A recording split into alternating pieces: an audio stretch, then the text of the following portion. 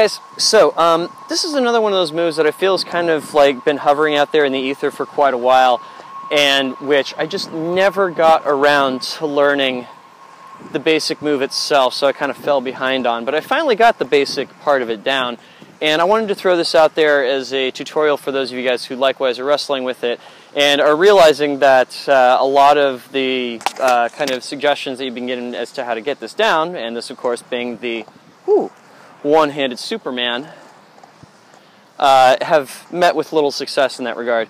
Now, I first saw this being done at Fire Drums, I want to say either 1 or 2 years ago, by Marvin Ong, and he passed it off to Kate McCoy, who did all kinds of fun stuff with it. She passed it off to Noel, and he came up with even more fun stuff that you could do with it, none of which I can do right now, because this right here is as far as I've gotten, right?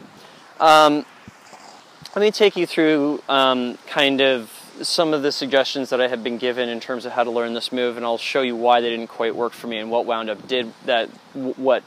did wind up working.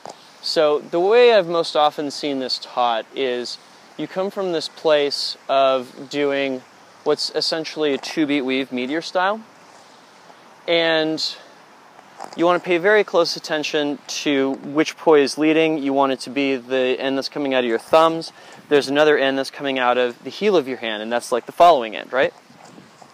So what you're going to do is, at least in theory, you take the following end and induce it to stop moving in a vertical kind of place, and get it swinging back and forth. Now, I have had the hardest time making that transition work, mainly because this to me feels completely different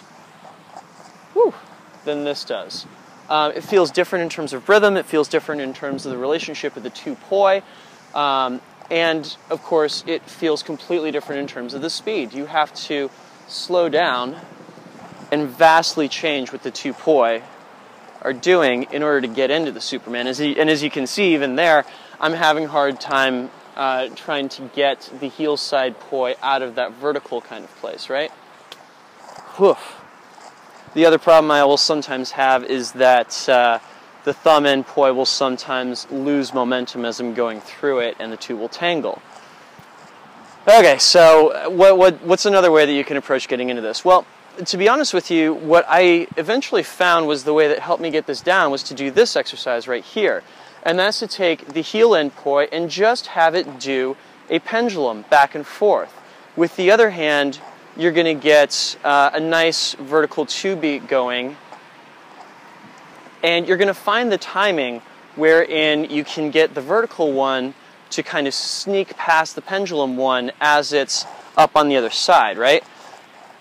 Of course, you have to drag the pendulum one back and forth in order to keep its momentum up, and the act of doing that gives you just enough of a head start that you can sneak the other poi in. Literally, the only difference between this and the Superman is getting your body involved. It's the exact same rhythm, it's the exact same move.